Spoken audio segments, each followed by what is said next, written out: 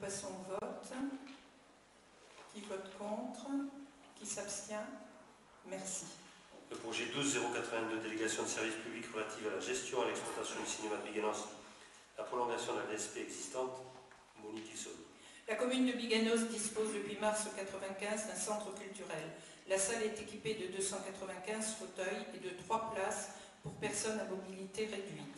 À compter de cette date, l'exploitation et la gestion de l'activité cinématographique ont été confiées à une société privée par une délégation de service public. La délégation de service public est un contrat par lequel une personne morale de droit public confie la gestion d'un service public dont elle a la responsabilité à un délégataire public ou privé, dont la rémunération est substantiellement liée au résultat de l'exploitation du service. La délégation de service public, renouvelée en octobre 2005, puis en octobre 2009, arrive à échéance en octobre 2012. L'activité cinématographique a connu un essor générant des recettes bien plus importantes en 2011, notamment en fin d'année, que dans les années précédentes. Cette évolution exige aujourd'hui d'engager une procédure classique de délégation de service public et non à une procédure simplifiée. De ce fait, les délais de procédure sont plus longs. C'est la raison pour laquelle une prolongation de la délégation de service public signée en 2009 doit être proposée pour une période de 8 mois jusqu'au 31 mai 2013, permettant ainsi de respecter le principe de la continuité du service public. En effet, l'article L. 1411-2 du Code général des collectivités territoriales indique qu'une délégation de service ne peut être prolongée que pour les motifs d'intérêt général. La durée de la prolongation ne peut alors excéder 1 an. La prolongation de la délégation du service public est justifiée pour assurer la continuité du service public.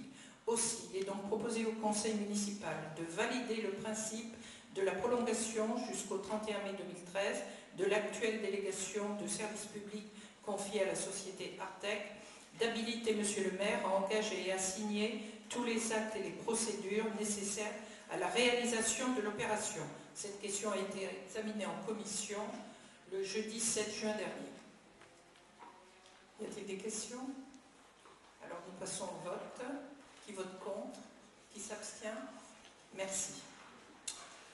Projet numéro 12-083, le principe de délégation de service public pour la gestion et l'exploitation du cinéma de Biganos et conditions de dépôt des listes pour l'élection de la commission d'ouverture des plis, Monique Isson. La commune de Biganos dispose depuis mars 1995 d'un centre culturel.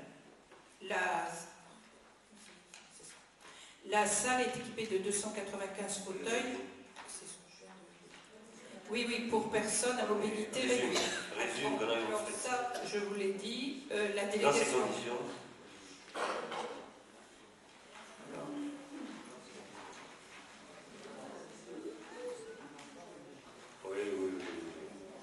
Dans ces conditions, nous vous proposons de les établir comme suit pour l'élection prochaine de la commission d'ouverture des plis. L'élection des membres titulaires et des suppléants aura lieu sur la même liste. Les listes pourront comprendre moins de noms qu'il n'y aura de sièges de titulaires et de suppléants à pourvoir, et elles pourront être déposées auprès du maire jusqu'à l'ouverture de la séance du conseil municipal au cours de laquelle il sera procédé à l'élection. Il est demandé au conseil municipal de bien vouloir se prononcer favorablement sur le principe de renouvellement de la délégation de service public par voie d'affermage pour la gestion et l'exploitation de l'activité cinématographique de Biganos, de valider le cahier des charges joint, de fixer les conditions de dépôt des listes en vue de l'élection de la commission d'ouverture des plis, ainsi qu'il suit. L'élection des membres titulaires et des suppléants aura lieu sur la même liste. Les listes pourront comprendre moins de noms qu'il n'y aura de sièges de titulaires et de suppléants à pourvoir, et elles pourront être déposées auprès du maire jusqu'à l'ouverture de la séance du conseil municipal au cours de laquelle il sera procédé à l'élection. Et enfin, habiliter Monsieur le maire à engager tous les actes et les procédures nécessaires à la réalisation de l'opération. Cette question a été examinée en commission culture le jeudi 7 juin dernier. Des questions? Alors, nous passons au vote. Qui s'abstient? Qui est contre? Je vous remercie. Le projet, oui, c'est pour 5 ans. Hein. La DSP pour 5 ans. La DSP est pour 5 ans. Le projet numéro 2.084, la présentation du rapport annuel sur le prix et la qualité du service public d'alimentation en eau potable en 2011, Patrick Béliard. Oui, donc c'est quelque chose qu'on voit chaque année au mois de juin. Donc c'est le rapport d'alimentation de notre fermier qui avait lieu l'année dernière donc avec la Lyonnaise des Eaux. Je rappelle que bien entendu il n'y a pas de vote sur ce rapport, mais que j'espère essayer de répondre à toutes vos questions que vous auriez à poser, bien entendu. On peut passer directement aux questions, je crois que c'est le plus direct. Ça. Monsieur Rambaud. Oui, après avoir examiné ce rapport, hein, c'est vrai qu'il est bien fait, qu'il est précis également. Il y a celui de la Lyonnaise, et puis après on passera sûrement au rapport d'activité du CIBA.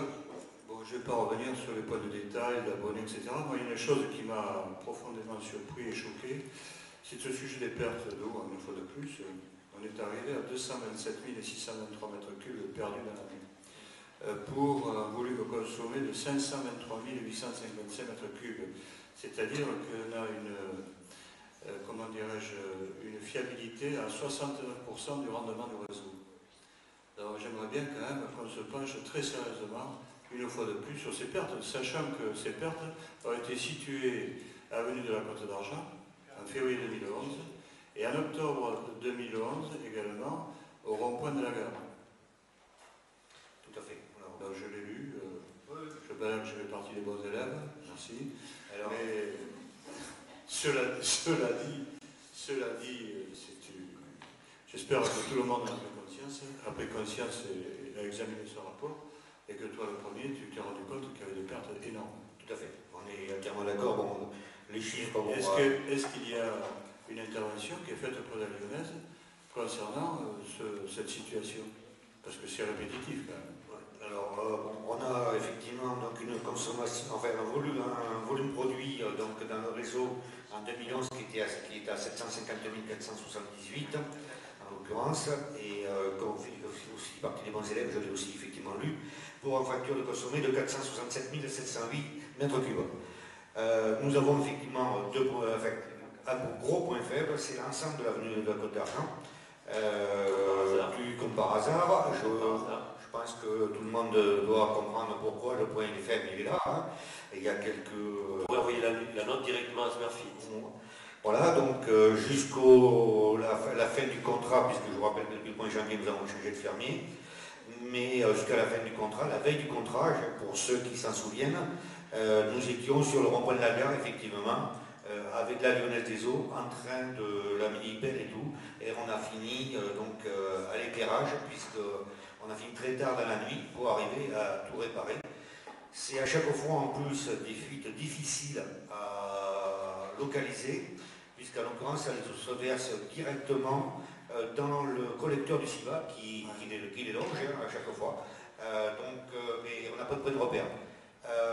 Sachez que bon, la sectorisation continue son chemin, puisque le bureau d'études y travaille.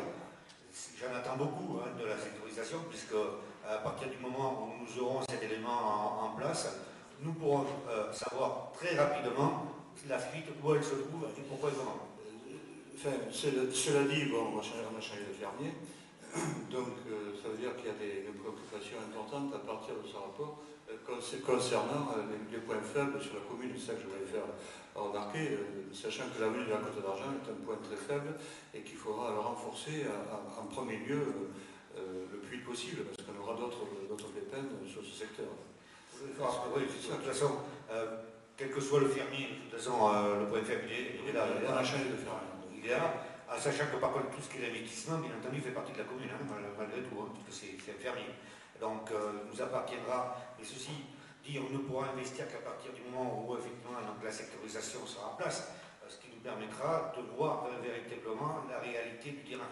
On ne va pas, aujourd'hui, ou demain matin, investir sur l'avenue de la Côte d'Argent, sans avoir cette sectorisation qui nous permettra de détecter exactement tous les tuyaux qui sont les plus faibles possibles, sachant qu'effectivement, comme disait M. le maire, ça va nécessiter des travaux conséquents pour pouvoir limiter l'impact de circulation qui se trouve à côté. Oui. Oui, mais enfin, on sait très bien, enfin, bon, on ne va pas rentrer dans le détail technique, l'âge de ces tuyaux, de ces canalisations. Donc à partir de là,